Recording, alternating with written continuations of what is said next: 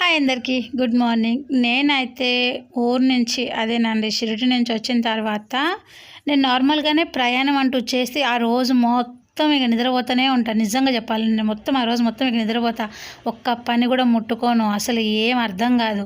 ఇక నేను వచ్చి రాతలకే బ్రష్ చేసుకొని టిఫిన్ తినేసి ఇంకా దుప్పటి కప్పుకున్నాను. అంటే 3 అయిందో 4 అయిందో ఎంత అయిందో టైం కూడా తెలీదు, అంత మొద్దుగా నిద్రపోయినా. ఇంకా నా కొడుకు మా మమ్మీ ఎట్లాగో లేసేటట్టు లేదు అని చెప్పేసి వాడేం చేసిండంటే చికెన్ తీసుకొచ్చి అన్నం వండేసి నా కొడుకు నా కోసం అయితే అన్నం వేసి ప్లేట్లో తీసుకొచ్చి ఇచ్చేసి మమ్మీ అన్నం తిందాం అన్నాడు. ఇంకా అప్పటికే 3 or 4 అయిపోయింది. ఇంకా చూడండి నా మొహం కూడా నిద్ర మొహం అనమాట. ఫుల్ టైర్డ్ అయిపోయిన. 3 days ఒకటే తిరుగుడు, నిమ్మలంగా కూర్చొని పడుకున్న పాపానే పోలేదు.